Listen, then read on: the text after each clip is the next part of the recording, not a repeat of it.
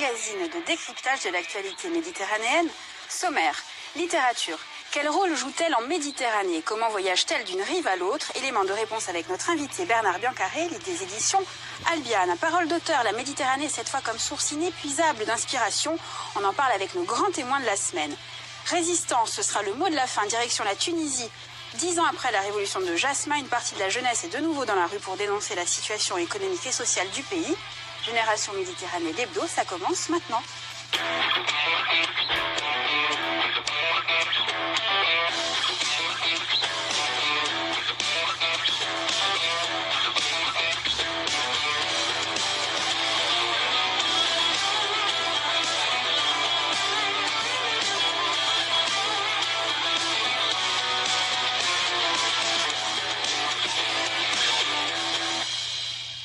Pour m'accompagner aujourd'hui, je suis ravie d'accueillir le directeur de la publication des éditions Albiane, Bernard Biancarelli. Bonjour. Bonjour. Et merci d'avoir accepté notre invitation. Alors, Albiane, éditeur en Méditerranée, plus qu'un slogan, on y reviendra. Cette Méditerranée qui n'a quasiment plus aucun secret pour vous, Bernard Biancarelli.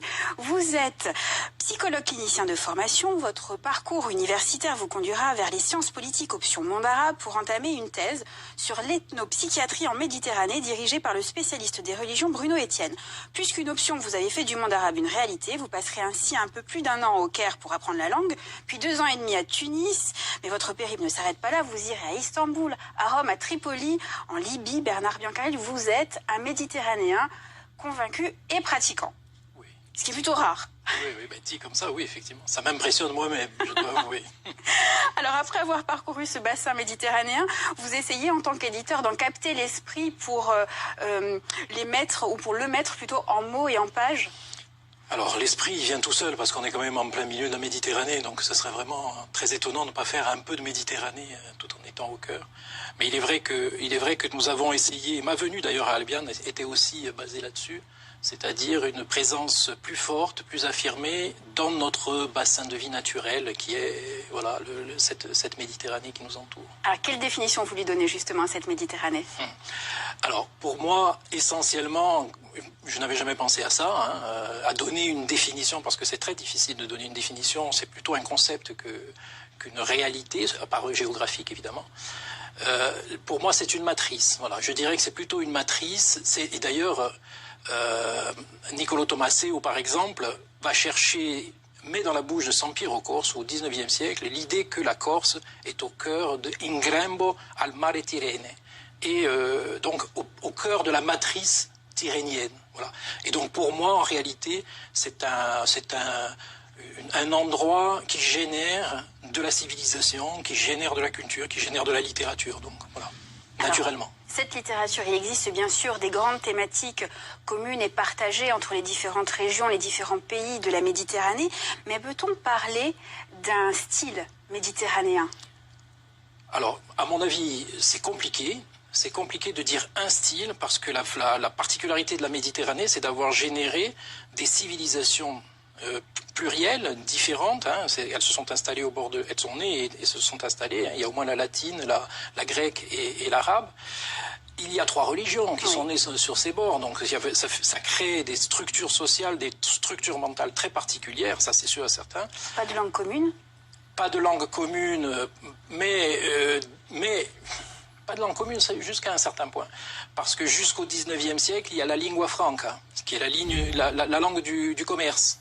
Et quand vous regardez à Tripoli, par exemple, quand vous regardez les mémoires de quelqu'un qui était là, qui racontait la vie à Tripoli à ce moment-là, vous vous rendez compte qu'il parle à tout le monde. Et qu'il parle dans cette lingua franca, qui est un mélange de français, d'italien, d'arabe, et qui est la langue du commerce à l'époque. Donc oui, il y a quelque chose en commun qui se perd des fois, voilà, c'est les vicissitudes de la vie au bord de ce grand lac, de ce continent liquide, comme disait Bruno Etienne, qui font que ça crée ce genre de difficultés. Oui. Alors selon vous, la place, le rôle de la littérature sont-ils différents d'une rive à l'autre? Certainement, parce que... Alors certainement, ça dépend comment on appelle... Est-ce qu'elle joue une fonction sociale, cette littérature? Obligatoirement. Obligatoirement, parce qu'il y a un trait majeur autour de la Méditerranée, c'est l'idée de la participation à la vie de la cité, la police. Donc cette idée-là, elle est partagée tout autour. La littérature, elle vient exprimer l'imaginaire dans ce rapport à la politique au sens noble du terme. Donc c'est l'idée du forum romain, on vient, on discute, etc. La littérature, je pense, c'est une des caractéristiques de la littérature méditerranéenne, c'est qu'elle vient en fait porter les possibles, elle vient s'intégrer, elle est un peu revendicative. Voilà. Elle est un peu revendicative, elle vient se placer comme une espèce de débouché pour les imaginaires dans chaque pays. Je pense que ça, c'est une caractéristique, oui. C'est le rôle de l'éditeur de faire voyager cette littérature d'une rive à l'autre? Oui, alors, la faire voyager, c'est compliqué, parce que la faire voyager, est-ce que ça veut dire l'envoyer ou est-ce que ça veut dire la recevoir? Ça peut vouloir dire les deux. Ça peut vouloir dire les deux. Donc il faut faire ce travail. C'est même tant mieux. Un éditeur, exactement. Un éditeur, il doit faire ce travail. Il doit être attentif au monde qui l'entoure et il doit essayer de promouvoir ce qui est cohérent et réel, qui correspond au public qu'il a autour de lui. Il s'adresse à des lecteurs. Donc il y a cette espèce de nécessité de partager et de créer des liens, qui est une des difficultés en Méditerranée. C'est malheureusement une difficulté. Alors, ce qui nous reliait nous sépare des fois maintenant, et donc la mer, la politique, etc. Ce qui fait que c'est un travail qui est à faire, en fait, qui est toujours à faire, toujours à remettre. Nous avons essayé effectivement de faire ça. C'est une des missions de l'éditeur de la rendre accessible, cette littérature, dans tous les sens du terme, à savoir la replacer dans un contexte, expliquer au lecteur dans quelles circonstances le texte a été écrit.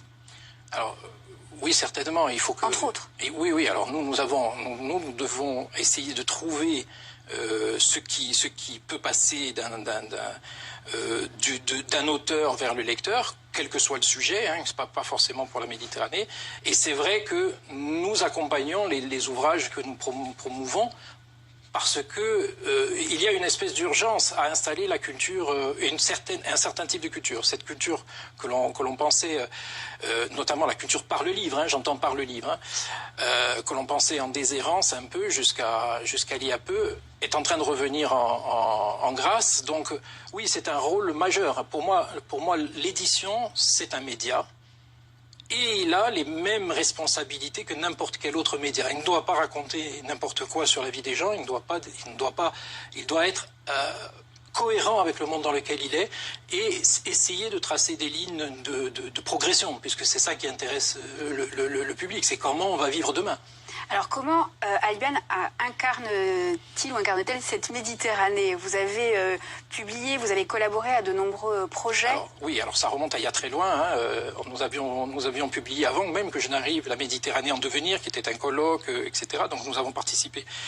C'est Guy Firoloni qui était derrière ce projet-là, donc avant que je n'arrive. Et voilà l'image des différentes revues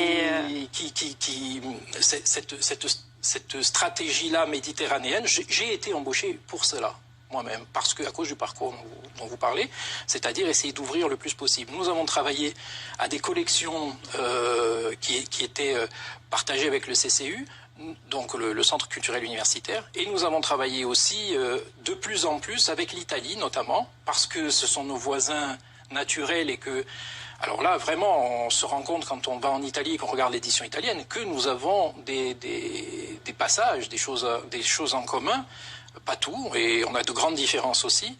Mais là, nous avions la possibilité de travailler comme il faut. Donc nous avons travaillé, par exemple, nous avons beaucoup travaillé avec le Salon du Livre de Pise, Salon du Livre indépendant, donc à notre mesure, puisque nous sommes une petite maison d'édition, on est fort ici, mais petit à l'extérieur. Et... donc cette participation à ce salon nous faisait rencontrer un certain nombre de personnes et d'éditeurs qui ont fait que nous avons décidé de travailler par exemple pour la jeunesse. Les livres pour la jeunesse, nous sommes allés chercher des livres pour la jeunesse qui auraient pu être écrits en Corse. Donc on cherchait spécifiquement des lignes de force, de partage. Et donc nous avons commencé à travailler là-dessus pour traduire en corse et en français, de manière à avoir des projets qui circulent et qui nous relient tout en étant toujours nous-mêmes, évidemment. Hein. Il ne s'agit pas de se fondre dans l'identité des autres, pas du tout. C'est exactement le contraire, d'ailleurs. Et puis, il y aura peut-être une déclinaison italienne de votre Decameron que oui, présente alors, ici. exactement. Alors ça, c'est un projet. Alors c'est ce que je disais. En réalité, nous sommes un peu des frères, des faux jumeaux en Méditerranée. Et chacun essaye de créer quelque chose, sort de la même matrice et a des fois les mêmes idées. Et donc, quand nous avons commencé le Decameron 2020, ce grand projet où tout le monde pouvait écrire, etc., nous avons été né pendant le confinement. Né pendant le confinement. Hein, c'est un livre qui est vraiment incroyable parce qu'en plus il a eu le prix du livre du confinement de France. Hein, c'est le meilleur livre de ce moment-là. C'est quand même assez incroyable. Quand nous avons commencé, évidemment, ça s'est étendu à nos contacts en Italie. Et ces contacts en Italie, parmi ces contacts, il y avait des gens qui eux-mêmes préparaient un Decameron. Donc nous avons fait des échanges de textes. Donc il y aura effectivement, dès le mois de mars, quelques textes de ce Decameron qui sont traduits en italien déjà, et qui seront intégrés dans une opération qui est une opération caritative pour la protezione civile. Et bon, c'est leur truc. Donc nous avons fait cet échange, et nous avons dans le Decameron là une quinzaine d'auteurs italiens, que je ne connais pas du tout d'ailleurs. C'est assez incroyable. Et c'est ainsi que vous entretenez la bibliodiversité. Vous nous expliquez le concept. Oui, la bibliodiversité. Alors là, c'est vraiment autre chose. C'est ça et c'est autre chose. C'est un concept qui est né à partir du fait que on s'est rendu compte que les femmes écrivaient peu, les minorités écrivaient peu. Et j'ai été contacté il y a 2 ans pour écrire dans une revue qui s'appelle Bibliodiversity sur le fait d'écrire d'éditer en langue corse. Et donc c'est là que j'ai découvert le concept de bibliodiversité en réalité. J'ignorais que nous faisions de la bibliodiversité, c'est-à-dire que nous portions quelque chose qui était très différent de beaucoup d'éditeurs nationaux. Hein. Nous avons une particularité extraordinaire, c'est que nous publions en 2 langues, parfois 3, hein, des fois l'italien. Donc le fait de porter une littérature particulière, dans une langue particulière, minorée entre guillemets, parce que je n'aime pas le mot, de continuer à essayer, vaille que vaille, à faire que cette culture s'inscrive sur du papier, non pas ne soit pas dans le côté éphémère de beaucoup de médias, cette chose-là qui structure la culture, c'est exactement la définition de la bibliodiversité, c'est-à-dire toute littérature vaut le coup. Il n'y a pas de grandes et de petites. Je ne crois pas du tout, par exemple, à la théorie du ruissellement en matière de culture. Pas du tout. Voilà. Pour moi, les centres sont divers, variés. La littérature naît partout et la littérature de Méditerranée le montre, hein, différente.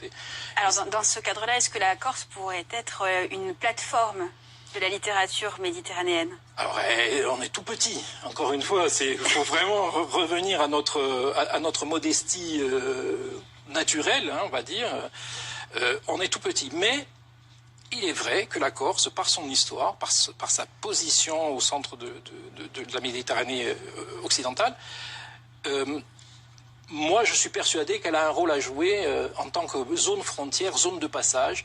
Et j'ai toujours pensé, et c'était d'ailleurs le projet d'éditeur en Méditerranée, de l'idée de faire de cette maison d'édition un lieu de passage de l'Italie vers le marché français, parce que évidemment un éditeur pense au marché, hein, il n'est pas seulement et inversement, nous avons eu des projets d'ailleurs avec l'Italie de traduction en italien, etc. Ça c'est. Alors, vous parlez de traduction, merci pour la transition. J'en profite pour vous signaler une excellente initiative, celle de la revue Tempi, qui a entrepris la traduction du Comte de Monte Cristo en langue corse, un chapitre par semaine ou par quinzaine, qui reprend l'esprit originel de l'œuvre de Dumas, publié sous forme de feuilleton dans la presse. Les textes sont à retrouver sur www.tempicorsica.com. Voilà, nous avons considéré la Méditerranée comme sujet, au sens philosophique du terme. Avec nos grands témoins, elle devient objet, source d'inspiration. Entretien avec Pierre Gambini, le repreneur.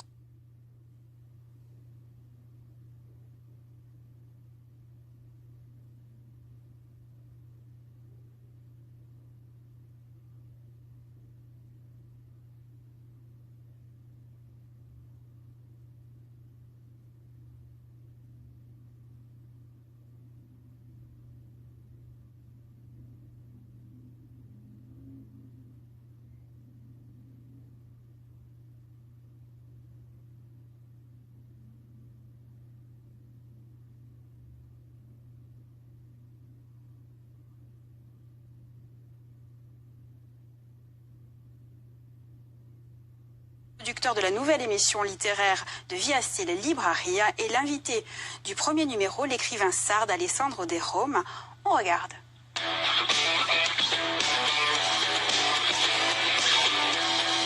Bonjour messieurs et merci d'être avec nous aujourd'hui. Alessandro De Rome, on commence avec vous si vous le voulez bien. Comment, dans quelle mesure la Méditerranée est-elle présente dans votre œuvre? Mais elle est partout en fait dans mes romans parce que bon, c'est une île, donc mes romans se passent en principe en Sardaigne et en effet mon premier roman ça se passe devant la mer dans une maison devant la Méditerranée, donc elle est vraiment partout. Oui. Elle a un rôle très actif. Absolument, oui. En plus, même maintenant, j'habite à côté de la mer et c'est très important pour moi de faire une balade sur la plage au moins tous les jours, une fois par jour aussi pour me donner un peu des idées et voilà, entrer dans l'esprit du roman que je suis en train d'écrire. Donc je la vois. En plus, on voit la Corse de la plage de chez moi, donc c'est magnifique. Une jolie vue. Vous parlez également de l'identité sarde en tant qu'écrivain, mais vous sentez-vous relever d'une identité méditerranéenne qui pourrait vous rapprocher d'autres auteurs de Méditerranée, de Corse ou d'ailleurs? Ben oui, il y a 2 ans, j'ai eu la chance d'être invité à Cognac dans un festival de littérature et cette année-là, le thème était la Méditerranée. Et là, je me suis aperçu en fait qu'on ne se connaît pas assez bien. J'ai eu la chance dans cette occasion de rencontrer des écrivains corses, des écrivains qui venaient de Malte, de la Grèce, de l'Espagne. Et c'est vrai que c'est dommage parce qu'on devrait avoir un lien, parce qu'on a un lien historique et culturel qui est très fort, mais en fin de compte, on ne se rencontre pas assez souvent. Et je trouve que c'est vraiment du gaspillage de cette possibilité qu'on a de vivre dans les mêmes vagues, disons, parce qu'on voit la même mer, on partage la même histoire, mais on se rencontre pas assez souvent. Ça serait vraiment très bien d'avoir chacun quelque chose qui nous réunit ici dans la Méditerranée. Alors c'est peut-être la nouvelle émission produite par Pierre Gambini qui va nous réunir, Librairie. Pierre, vous avez voulu donner une couleur méditerranéenne tout de suite à votre programme. C'est histoire d'ancrer l'émission dans son environnement à la fois géographique et culturel. Oui, alors en fait, c'est pas un projet que je porte seul, hein, puisque c'est un projet qu'on a imaginé avec Marc Biancarelli, l'écrivain, et Lavinie Beaufils, la réalisatrice. Donc effectivement, c'est une série d'émissions librairie, d'émissions littéraires et associées à une série de documentaires aussi de 6 fois 26 minutes qui sont des portraits d'écrivains. Donc on a quand même une présence assez forte sur un courant littéraire qui se développe de plus en plus ici sur le territoire, sur l'île. On a une programmation qui concerne beaucoup les écrivains corses. Mais effectivement, avec Marc Biancarelli et Lavinie, on a réfléchi énormément à cette ouverture sur la Méditerranée, parce qu'il nous semblait important à un moment donné d'ancrer aussi cette littérature en dehors de son propre territoire et qu'elle pouvait entrer en résonance avec d'autres littératures et que les autres littératures faisaient écho aussi et faisaient miroir à toute cette création qu'il y avait sur notre île. Alors vous le citiez, Marc Biancarelli est à la fois l'auteur et présentateur de cette émission. Que dit un auteur de plus ou de mieux qu'un présentateur ou qu'un animateur classique, mis à part tout évidemment? Alors c'est une vieille idée qu'on avait vue avec Marc Biancarelli, parce que c'est pas un projet c'est un projet qui date un petit peu maintenant. Et moi j'aimais beaucoup les discussions de François Truffaut et d'Hitchcock dans le cinéma. Et je lui avais dit à l'époque, j'avais dit ça serait peut-être bien éventuellement qu'en littérature existe aussi cette idée-là, qu'un écrivain rencontre un autre écrivain pour parler de littérature. Parce qu'on se rend compte que les échanges sont pas forcément les mêmes qu'un animateur qui reçoit son invité. Et d'ailleurs, Marc se revendique pas comme un animateur, mais plus comme un écrivain qui reçoit un autre écrivain. Alors on a décidé d'ouvrir aussi et de faire en sorte à ce que Pierre Savalli et Fabien Rafali, qui font partie du collectif Tonne et Tempest, rejoignent cette équipe pour agrémenter, pour enrichir. Voilà, on est vraiment avec des passionnés de littérature qui parlent de littérature. Alors justement, Alessandro De Rome, pour conclure, est-ce que la conversation est plus facile, oserais-je dire plus agréable, quand elle est partagée avec un de ses pairs, un autre auteur? Ben, certainement, en plus, on a toujours envie de découvrir les secrets des autres écrivains. Donc, je suis toujours à l'écoute quand il y a d'autres écrivains autour de moi. J'aurais envie plutôt d'écouter que de parler dans ces cas-là, parce qu'il y a toujours des choses très intéressantes à découvrir. Merci beaucoup, messieurs. À très bientôt. À vous. Voilà, et les romans d'Alessandro De Rome sont disponibles aux éditions Gallimard. Et si vous avez raté Librairie ou Libraria, puisque c'est du latin vendredi, une session de rattrapage vous attend lundi à 23h20. Et bien sûr, le replay, où vous voulez, quand vous voulez, sur le site de France 3 Corse via Style. Bernard, on sent l'envie de créer du lien entre les auteurs méditerranéens, mais pas seulement. Avec le confinement, tout le monde a redécouvert un petit peu la magie, le pouvoir des livres. Oui. Alors ça, c'est un mystère. Hein. Pour moi, c'est un paradoxe parce que nous étions en train de nous lamenter sur le fait que les gens lisaient de moins en moins, que nous étions un peu ringardisés, le livre était un peu ringardisé. Et c'est vrai qu'on a été surpris par cet engouement, par la défense qu'on a eue, pas seulement par des intellectuels, par les auteurs qui défendaient logiquement leur part leur bout de gras, on va dire, mais en réalité, le public a suivi. Largement, très largement. On a eu une année, paradoxalement, avec des librairies qui fermaient, qui faisaient du click and collect, je sais pas quoi. C'est assez étrange. La discussion sur le côté essentiel et non essentiel des choses, en réalité, elle était biaisée, hein, évidemment. On confondait le vital et l'essentiel. Pour moi, bien sûr que la culture est essentielle, sinon on n'est pas des êtres humains. Donc évidemment, on a besoin de culture, on a besoin de... Et je pense que ça, c'est venu du fond. Et c'est vrai que c'était assez étonnant comme truc. Le Decameron est un exemple extraordinaire de ça. C'est-à-dire ce projet que nous avons mené, nous avons vu affluer non seulement des textes d'auteurs, puisque c'était le principe, hein, on ouvrait et on allait se raconter des histoires à la manière de Decameron, de Boccace. Mais nous avons aussi vu monter en flèche les lectures. Le nombre de lectures était hallucinant. Et justement, vous allez nous donner vos conseils lecture pour mieux comprendre ou mieux connaître notre environnement, la Méditerranée. Vous nous avez donné 4 titres, 4 œuvres. Vous nous expliquez pourquoi en une phrase on commence par Péchoang, de Sebastiano Dalzetto. Alors, c'est le premier livre en langue corse et il se trouve que c'est un livre purement méditerranéen puisque les personnages parlent toutes les langues. On parle du provençal, on trouve du provençal, de l'italien, du français évidemment. Et tout ça en langue corse, c'est une fresque extraordinaire. Ça a été aussi un exercice collectif et familial, une BD en 3 tomes, l'Odyssée d'Aquile de Fabien Toulmé chez Delcourt.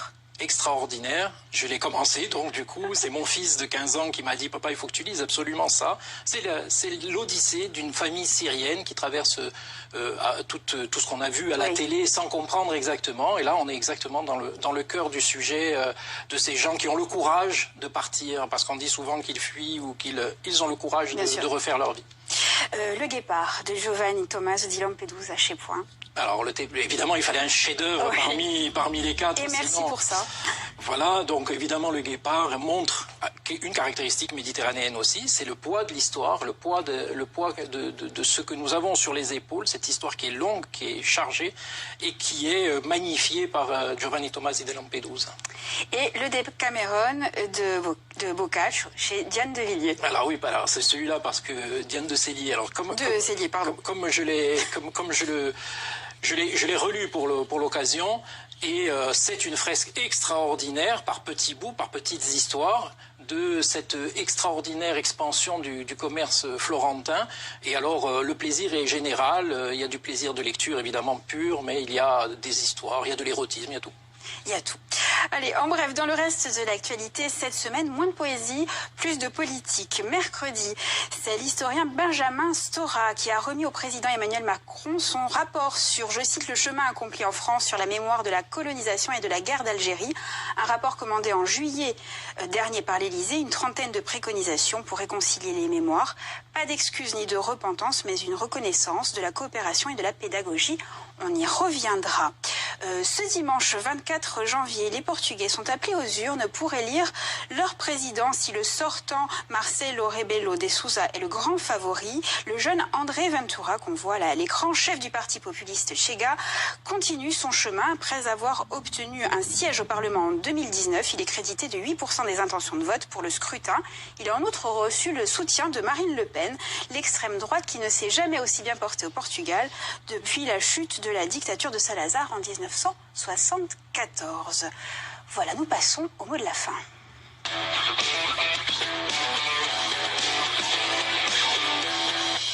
Alors, le mot de la fin, il s'agit du mot soumoud. En arabe palestinien, il signifie tenir bon, résister. Il traduit une persévérance inébranlable.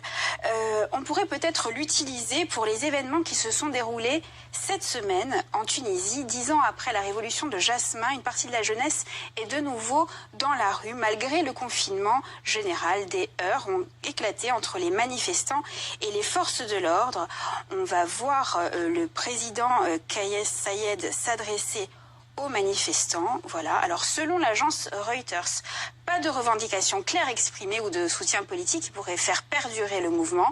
Par ailleurs, un porte-parole du ministère de l'Intérieur a annoncé que 632 personnes avaient été arrêtées dimanche, la plupart âgées de 15 à 20 ans.